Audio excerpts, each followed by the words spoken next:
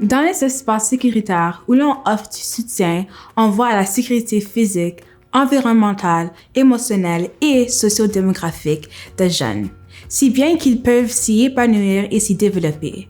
Lorsque les enfants et les jeunes se sentent en sécurité et soutenus, ils sont plus susceptibles de participer activement à un programme ainsi que de prendre des risques et de sortir de leur zone de confort. Une étape importante de l'épanouissement et du développement. L'inclusion dans les programmes offerts durant les heures critiques permet à chacune et chacun de se sentir valorisé et respecté en tant que personne. Il en découle une culture de respect et d'appartenance, ce qui est essentiel pour renforcer la prise en compte des différences entre les personnes et leurs acceptations. Et les enfants et les jeunes profitent de milieux d'apprentissage sains où ils acquièrent des compétences et prennent appui sur leurs forces individuelles.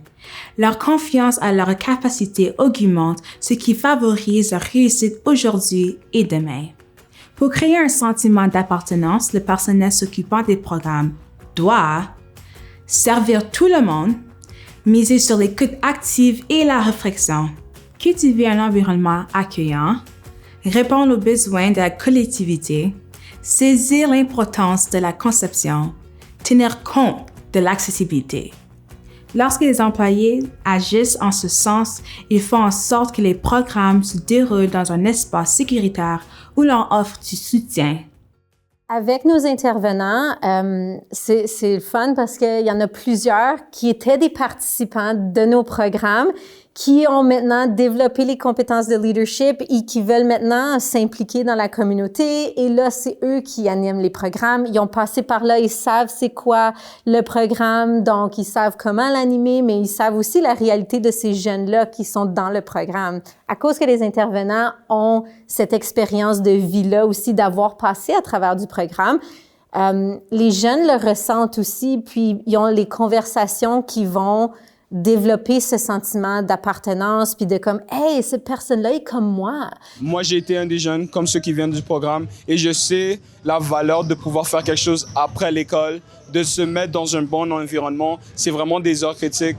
En soirée, tu peux te retrouver dans les rues avec tes amis à faire un peu de n'importe quoi qui te vient dans l'idée et dans l'imagination, mais être capable d'être encadré dans une communauté qui cherche à te donner de plus en plus de bonnes opportunités, c'est quelque chose que je ne saurais pas qui je serais sans ces opportunités. C'est vraiment ces opportunités qu'on est en train d'offrir ici pour les mêmes jeunes qui viennent au programme. Alors, c'est vraiment des heures critiques et d'être capable de remplacer ces heures avec un encadrement, avec des bons mentors et des gens qui se tiennent vraiment aux jeunes, c'est quelque chose qui est spécial, qui est très important et qui est nourrissant pour nos jeunes. Ici, il y a beaucoup de gens qui te donnent beaucoup de support. Puis comme il y a des gens qui te supportent partout, comme tes teammates et tout ça. Il m'apprend beaucoup de choses, il m'inspire à faire des choses aussi. Et comme ça, mon coach ne sera pas vraiment ici. Jetons un coup d'œil à la fondation des espaces sécuritaires où l'on offre du soutien, soit la sécurité physique, environnementale, émotionnelle et socio-démographique.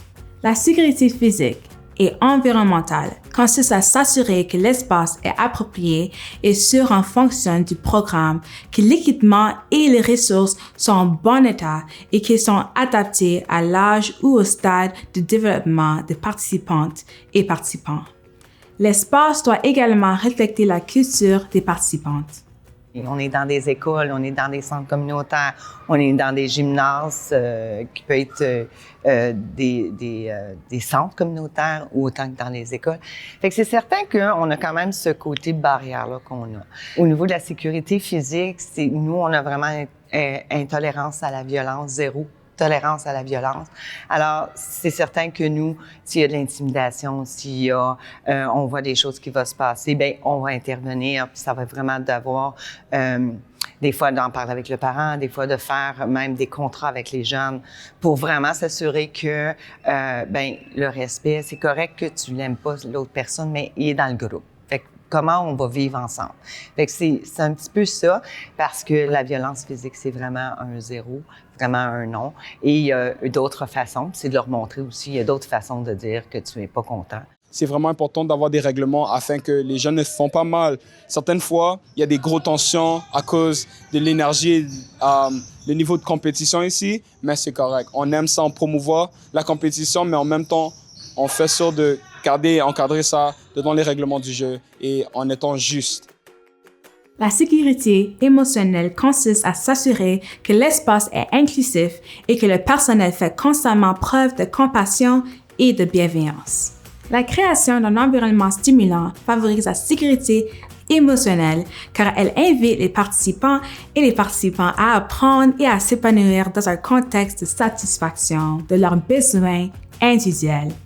Enfin, on favorise la sécurité émotionnelle en faisant régulièrement le point avec les participantes et les participants parce que tout le monde peut ainsi prendre du recul et corriger le tir au besoin.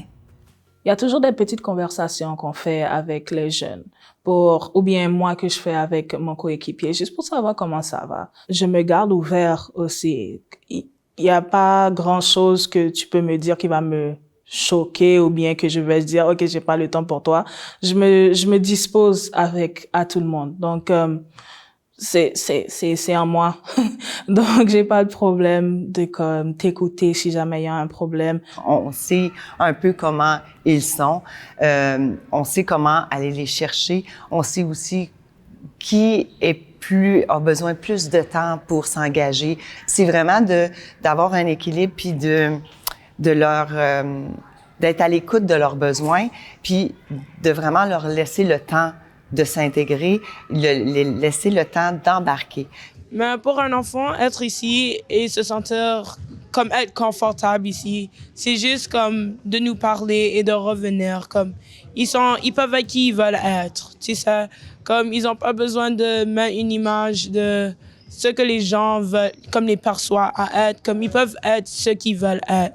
Comme s'ils sont drôles, ils peuvent faire tous les blagues qu'ils veulent. Et ils peuvent être juste confortables. Et c'est comme, ils sont très confortables qu'ils peuvent se sentir en sécurité, comme à nous dire des choses et à parler de leur journée et à parler de leurs amis et parler à leurs amis qui sont ici. Il y a beaucoup de comme check-ins, c'est comme self-check-in, puis tu peux vraiment comme dire comment tu te sens. Il y a aussi quelqu'un qui travaille ici, qui aide avec la santé mentale, qui aide beaucoup, puis on fait beaucoup comme, on jase beaucoup à propos de ça, puis c'est vraiment le fun comme pouvoir comme parler de tes émotions, puis si jamais tu as un problème, ça sent plus confortable à pouvoir parler aux adultes ici. La sécurité socio-démographique porte sur les besoins et les vulnérabilités de la collectivité. Le personnel occupant des programmes doit tenir compte de la façon dont son travail définit la structure, les activités organisées, l'apprentissage, le sport pratiqué et les relations dans le contexte des besoins de la collectivité. Il faut donc un effectif diversifié qui reflète le profil socio-démographique des enfants et des jeunes.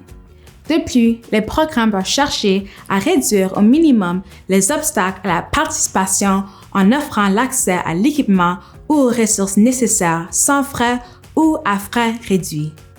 Les programmes pour les jeunes, les espaces qu'on veut sécuritaires, nos intervenants, justement, ils sont conscients de la réalité de notre communauté, comment qu'il y en a beaucoup qui sont racialisés, marginalisés, dans situation minoritaire de langue aussi, le modèle francophone, il y en a pas beaucoup à travers la communauté, je veux dire, à travers de la ville.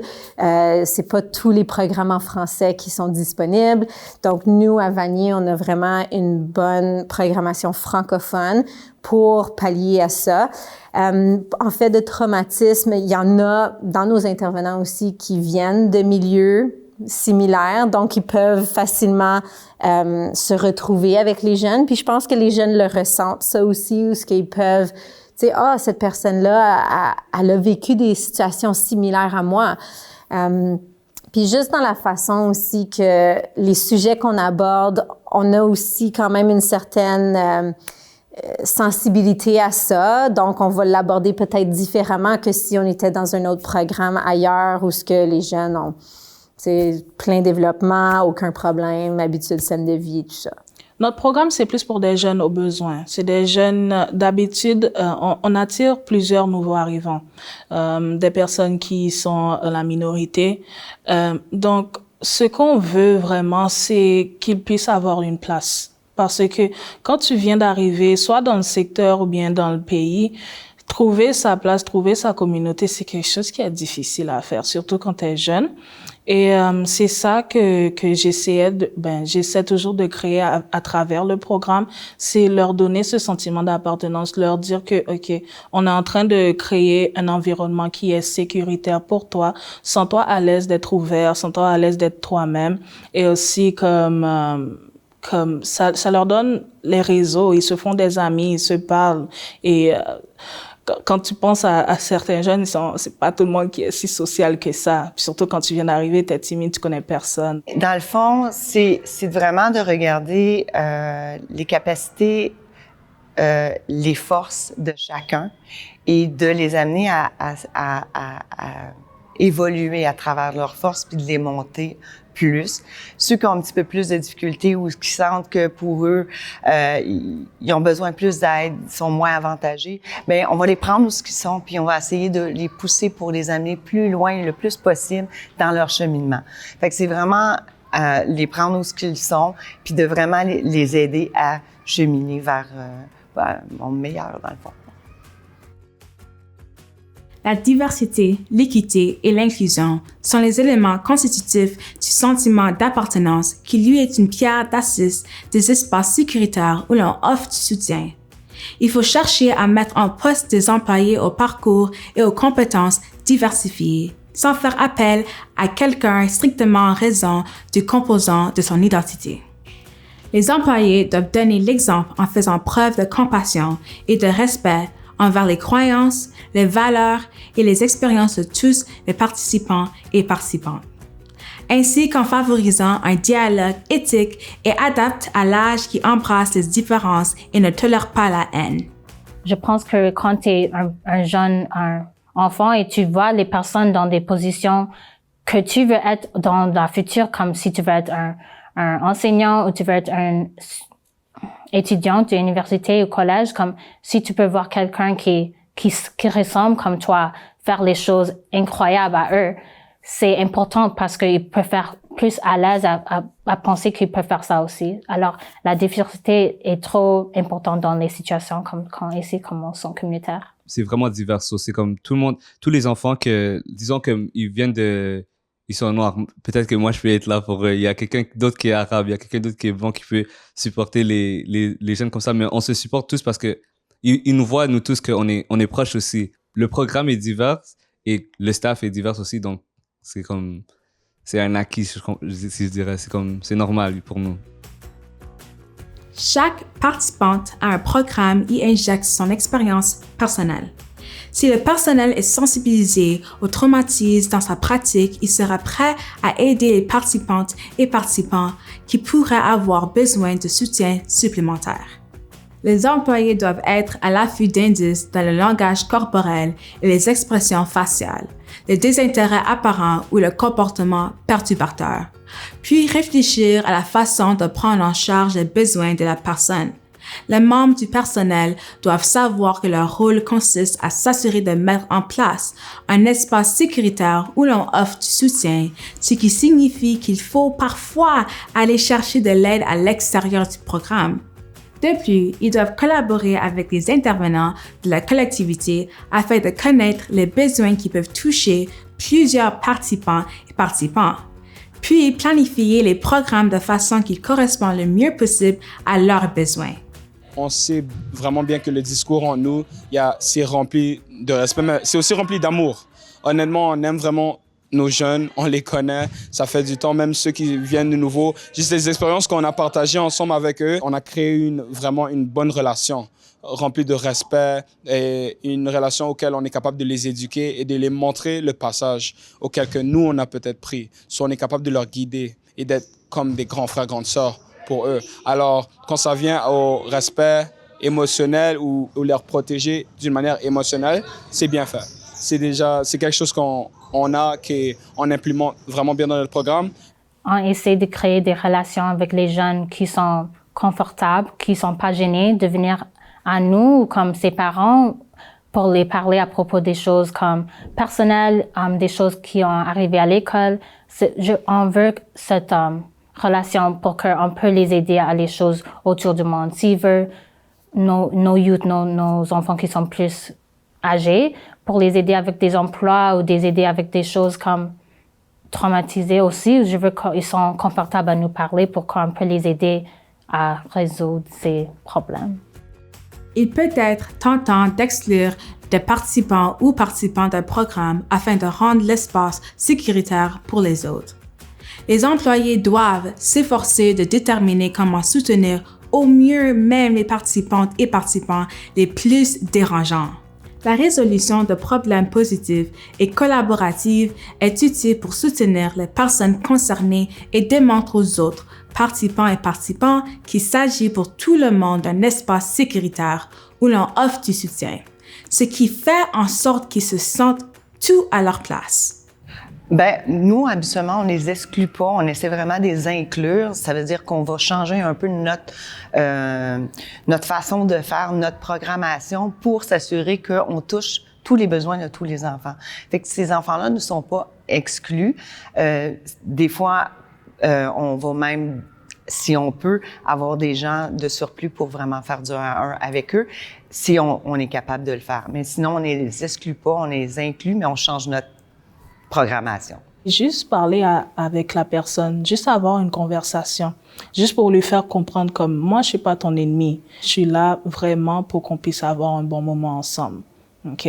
Et le fait que le jeune est capable de savoir que le comportement que tu fais, comme, essaie de pas le diriger vers une personne, mais si tu as besoin du temps, vas-y, tu es libre de sortir, de respirer, d'essayer de te, comment on dit ça, réanimer, de retrouver toi-même. Puis quand tu es prêt, juste reviens. Et si tu veux en parler, moi, je suis là pour t'écouter. Comme vous pouvez le constater, les piliers de l'espace sécuritaire où l'on offre du soutien aident à rendre les programmes attrayants pour les jeunes. Les facteurs de ces piliers jouent aussi un rôle pour les autres piliers. Ne manquez pas de visionner les vidéos sur le développement des compétences et sur les relations positives pour mieux comprendre les espaces sécuritaires où l'on offre du soutien.